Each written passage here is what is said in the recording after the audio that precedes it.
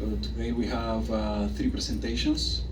The presentations will be 20 minutes for technical presentations, and there will be 10 minutes for questions and answers.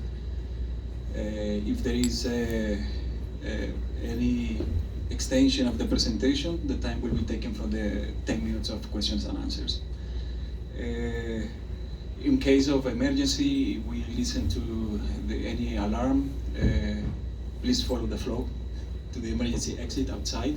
So there will be people guiding us for that. We would like to remind you that no photographies or video recordings allowed to the presentation, and we also appreciate you keep your phones silent. We would like, to start introducing our first presenter. Thank you very much. First, I'd like to introduce our first presenter, Mayadah Alhashem. She is a facilities engineer who strongly believes in interdisciplinary sciences and approaches to design solutions for this day and age. She currently works in Saudi Aramco after obtaining her bachelor's degree in chemical engineering from US Santa Barbara and her master's degree in mechanical engineering from King Abdullah University of Science and Technology. Out of interest in utilizing IR4 technologies in engineering solutions, she obtained several online certifications in Python and machine learning. She recently completed University Nano degree in machine learning engineering. Mayadah has several patents filed or published, one on removable trap stations for hydrocarbon flow lines. Please join me. Welcome to the stage, Maya.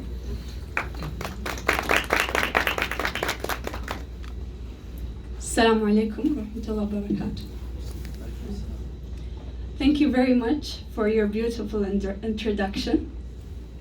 Today, I am proud to present our work on machine learning classification model for multiphase flow regimes in horizontal pipes.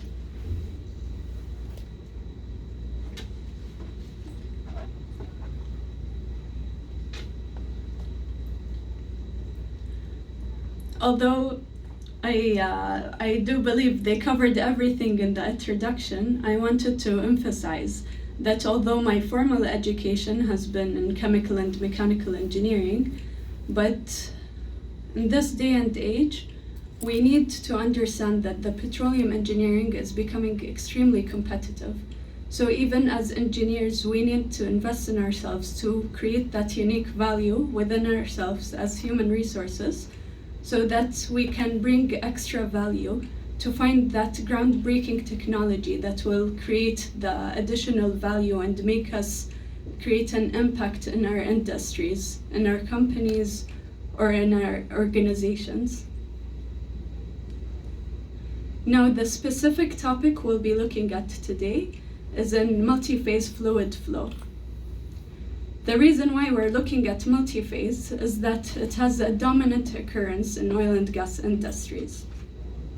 As we know that most of the crude oil upstream pipelines are composed of multiphase, gas, water, oil, and the dominant way, the most common way to transport oil and gas is through pipelines. It's proved to be the most efficient way to transport fluids. And even with that, we experience multiple challenges, as you can see on the screen. We can experience deposits which can cause complications at the receiving facilities, erosion, corrosion, so these affect the integrity of our pipelines, and lastly, slugging and pressure instabilities. Again, why are these challenges important? It's because they have a direct effect on production, or in other words, a direct effect on revenue. Now we will be focusing on slugging and other flow regimes by understanding how we can predict what's going inside our pipelines without even looking through an acrylic see-through transparent pipe. We can predict it through multiple measurable variables, and we can know which one of the many possible flow regimes. We need to know if there's slugging or other flow regimes that would cause fluid instabilities and complications at our gasps and receiving facilities. Now, this is not the first time this idea has been investigated. In 1974, Mandain created a flow regime map where he looked into superficial gas velocity and superficial liquid velocity to investigate if they can have an effect on flow regimes. And they did. He created a flow regime map, as you can see on the right, on the left. And we can understand what's going inside our pipelines through his laboratory experiments. Now, a few years later, Tatel and Duckler expanded that study to include more variables and make it more general by including empirical formulas that can help us generalize our equations, and he created another flow regime maps. They used multiple variables that are related to the fluid flow itself or the pipe conditions, such as the pipe angle and the pipe diameter. Now, we're in the age of AI. We have a different way of dealing with things. We can do the same process using the machine learning process through multiple stages and steps. Now, the reason why this is more powerful than building our own theoretical models based on equations is that you can keep increasing the accuracy of these models by increasing the size of the data set and exposing your model to new examples to learn from. If you want to understand machine learning, it's basically you have a computer that is trying to learn from you, and it's going to develop its own understanding and predict things for you. The first stage starts with the data input, where you provide the raw information for the program to develop a model. It will then automatically learn the data trends using different machine learning algorithms. Then the output, unlike in normal models, you have the results. In the machine learning model, the output is a predictive model. It's like your student. You want the student to learn, and the student has learned how to predict things. So the last stage, as in any student, we have to put them to the test. We put our students to take tests and see whether they score right or wrong. And even in this study, we developed multiple machine learning models based on different algorithms, and we put each one to the test to compare between the performances. Now, this is a simplified diagram of how the process works, but doesn't represent the actual number of variables used. We used 16 input variables that are inputted in our machine learning algorithm to learn how to predict. And then our final output is a flow regime classification. We had not 6, but 7 possible flow regimes. We received our data set generously from Stanford. We used the Stanford Multiphase Flow database. This database is an extraordinary work of art by Stanford, where they collected multiple literature references and created a database of multiphase flow examples so that people could build their own studies and own investigations. These are the features. As mentioned, some of them are related to the gas liquid flow, or some of them are related to the pipeline, such as the roughness or the pipe diameter. And the output was one of 7 possible observed flow regimes. Now, the circle that you see on the right is a chart that shows the breakdown of our 7 flow regimes. As you can see, some of them have many examples, such as slugging, and some of them are scarce, like dispersed bubble. And this is just by luck from collecting from literature. These are the examples they found. which raises the question, when we do our study on this and build our machine learning models, does the data class imbalance, in other words, having a lot of slugging examples and not so many of dispersed bubble examples, does it impact the accuracy for this class or this classification in each regime? We're gonna answer that later in the talk. So we'll talk about how we handled our data. We started by splitting the data, then we built a general model because we wanted to simplify building the machine learning models for ourselves and make them go through the same procedure. And lastly, would perform an automatic optimization using this general model. Now to explain that, when we wanted to split the data, we did a 70-10-20% split. 70% was used to train our models, and then 10 was used to optimize the parameters within these models. And lastly, there's an allocated 20% that our model never seen before for testing, because we wanted to do a fair comparison across all the machine learning algorithms. Now to build the general model, we simply created an automatic code of Python that chooses the machine learning algorithm and does 3 steps. It trains the machine learning algorithm, it does the prediction, and lastly, it produces a score. The optimization was the funnest part of this project. For each one of the models we used decision tree, random forest, logistic regression, support vector machine, and lastly, neural network, multi-layer perceptron. We trained them. And then for each one of these machine learning algorithms, we have several parameters that we can use for optimization.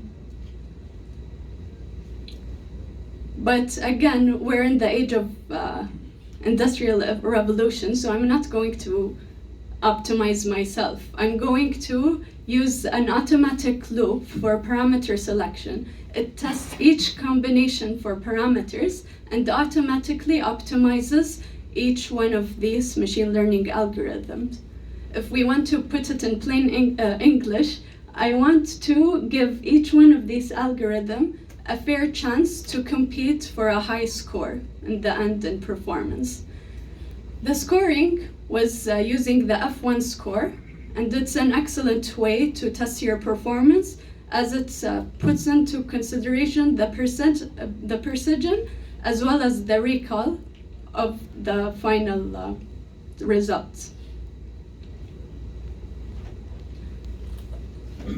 Now, after testing each one of the 5 algorithms, we came to these final results.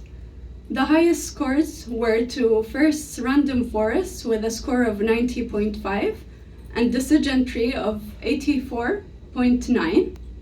The rest were excellent as well. They were all above 70%, but the tree ensembles scored a much higher score compared to the others.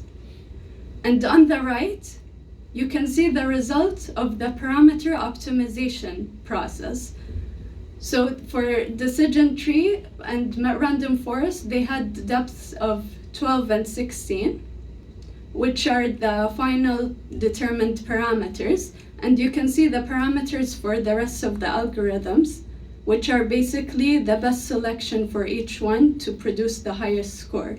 Because in the end, we're trying to find out how to build a good machine learning model to determine the flow regime to compete with our theoretical competitors. Another way to test the performance for your codes is by training time. Because again, we're trying to optimize the time to do our business. So it makes a difference when your program is going to take 2 days versus a few seconds. And as you can see in the graph, the scale is 10 to the minus 4. So all of the results are below a few seconds or below 1 second. But if you think about it, we only used a sample size of 2,200 data points. So these differences are going to become much more important when we upscale this process and use big data. The impressive thing is that decision tree and random forest did not take much time, although they did produce high accuracies. Now, going back to the question we asked in the beginning of this presentation, we can see that on the left, the pie chart shows that our flow regimes did not have an even distribution across all regimes. But if you can look at decision tree and random forest, it does not seem that this variability affected the accuracy for each one, as opposed as the rest of the machine learning models. Another interesting feature related to decision tree and random forest is that they can tell you which of all the variables, because we used a lot of variables in our case, which of them are the most influential. So if I can only measure a number of variables, which ones should I focus on? And it turns out that the most influential ones were the superficial gas velocity and superficial liquid velocity, which agrees with Manthein's study, who created his map using only these two variables. But when we try to superimpose Manthein's the data points from the data set on Manthein's map, it turns out that it only showed partial agreement on top, and it makes sense because the data set composed of different sources and different literature data, and whereas Manthein's experimental project or experiments only tested specific conditions. So using a machine learning model is better to upscale conditions and test variable data sets.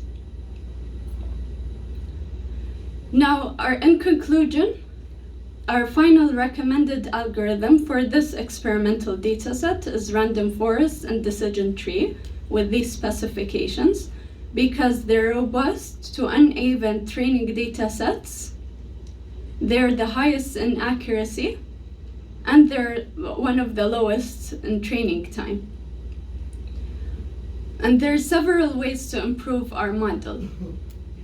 If we wanted to have less bias and become more robust, so when I give it a random example, it would achieve a high accuracy, we must increase the data set.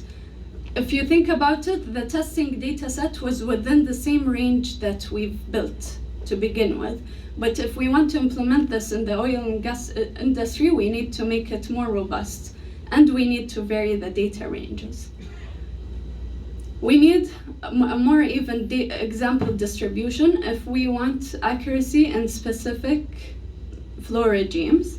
And finally, if we want to increase the value in oil and gas industry, we should use more realistic oil and gas conditions. So what does this mean?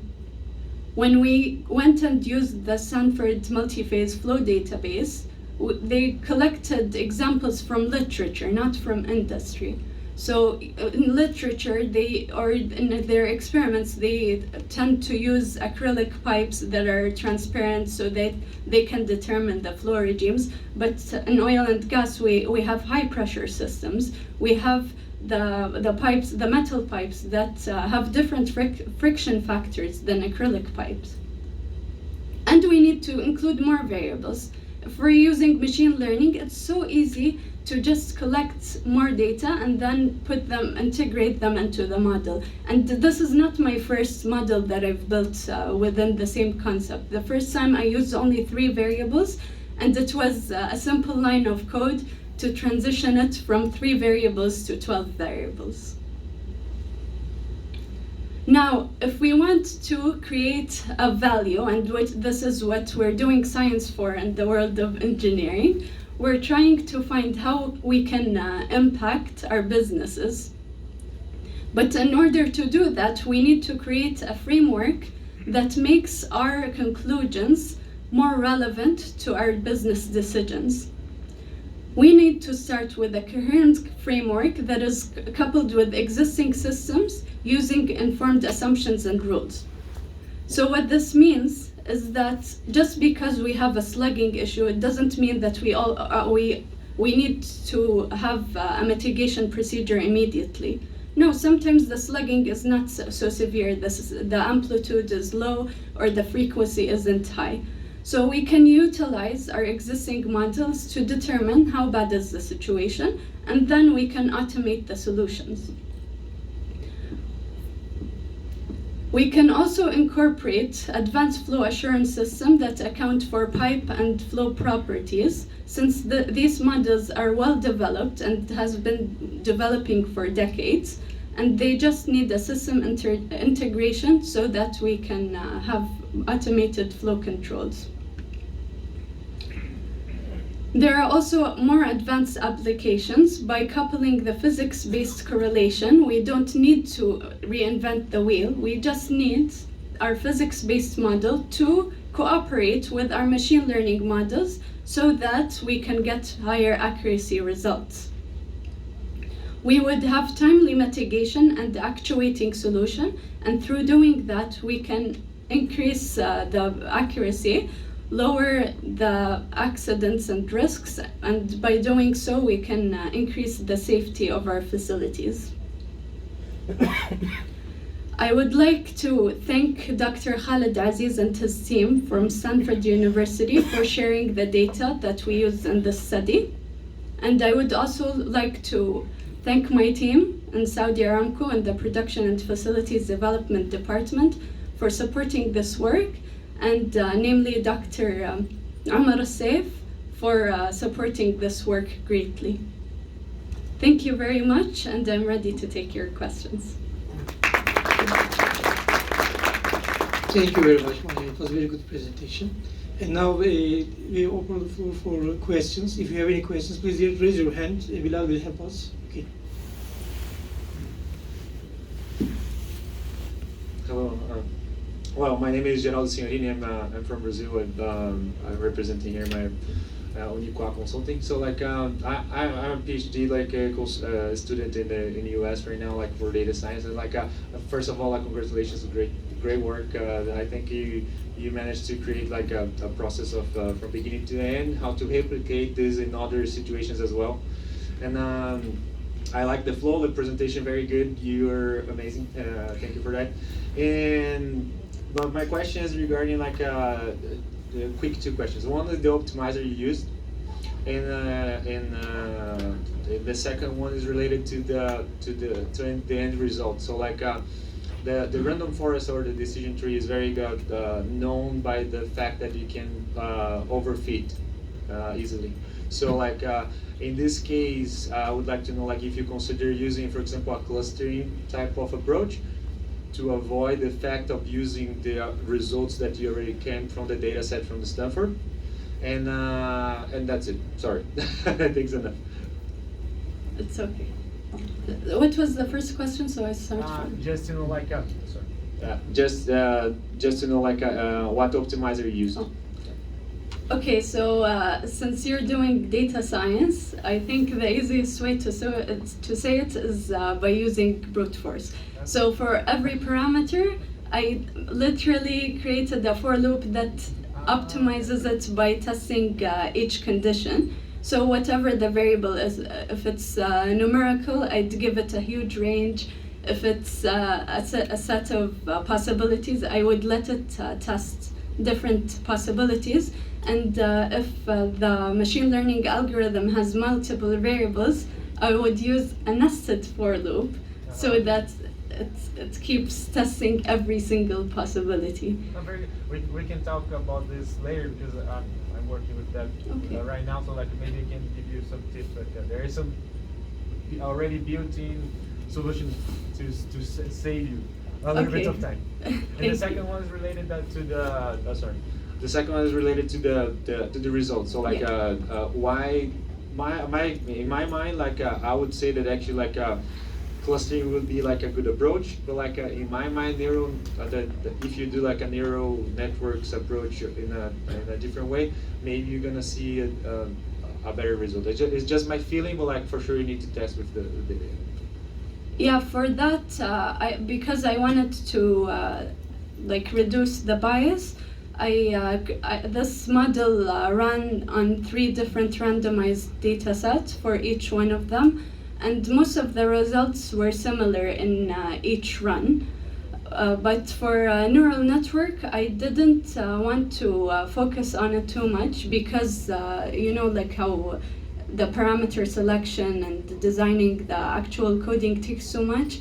And when I received a lot of great results from random forests, I didn't see the advantage of using neural networks for this data set in particular.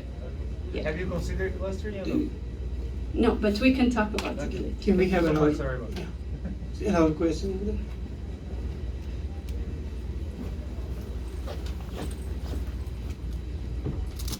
Faisal Safran, Kuwait University. Thank you for the presentation.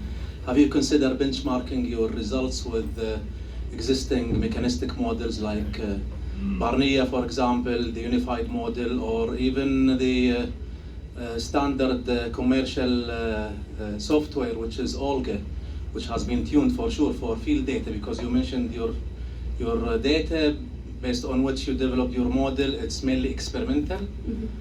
Atmospheric condition, we assume, small size, diameter. I would like to see if that will be compared with Olga predictions, flow pattern models, and how accurate your predictions will be.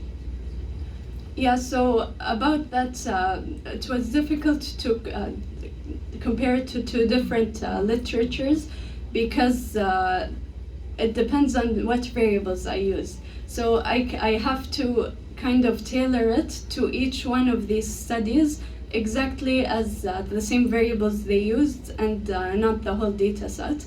And regarding Olga, I did try to generate flow regime maps through Olga and compare it, but the correlation was very low. So I figured that there's something off, maybe because Olga is too realistic for the experimental conditions. Thank you very much. Do we have any other questions? Hi, my name is Sufyan. Thank you for the nice presentation. I would like to ask you how you dealt with the imbalance at the beginning. Did you keep the balance during the training phase? If not, or did you reduce the size so that you have proportional classes at the beginning? And if you kept the imbalance, I want to know, you have 90% accuracy at the end, right, for the random forest. I'm also interested to know, for the minority classes, what's the success rate of classification? Because when you have imbalance, it's easy to correctly, flag the majority class, but you can also miss the other one without affecting the accuracy. Thank you.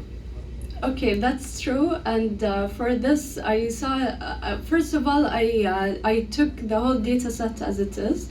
I didn't make it an even breakdown because I thought this was an interesting thing to investigate. Because if I'm going to take this to the oil industry, I can never predict what kind of samples I'm gonna get, and I want it to be robust to uneven data sets. So in this case, when I looked at the decision tree and random forest, they didn't seem to have a big difference, and I believe that this is partially why they scored the highest. Whereas logistic regression and machine learning, they scored lowest in the dispersed bubble, or the pink one, because it was a scarce example. But obviously, if we focused on each one of these algorithms and try to optimize, there's ways to increase robustness in each condition as a specific, unique case. All right, thank you. Hi, I have one question. Excellent presentation and excellent management of the time. It took you 20 minutes exactly.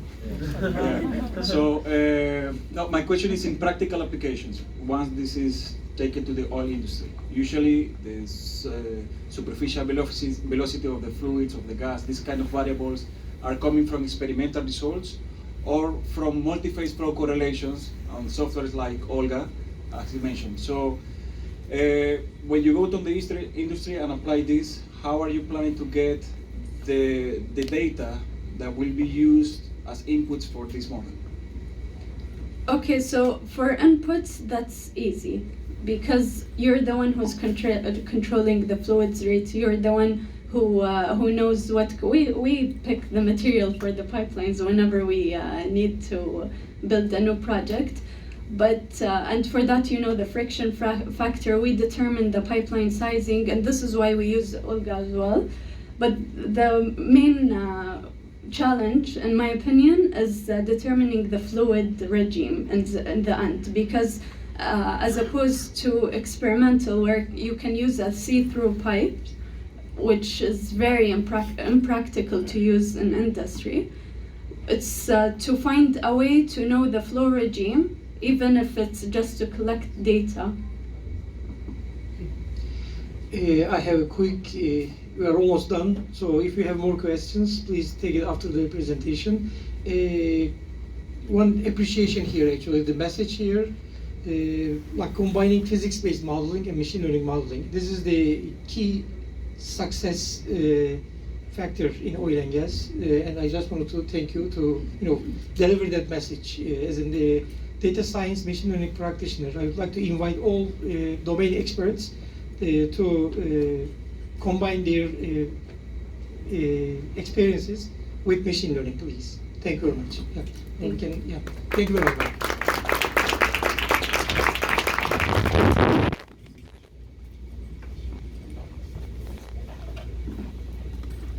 Okay, so our second presenter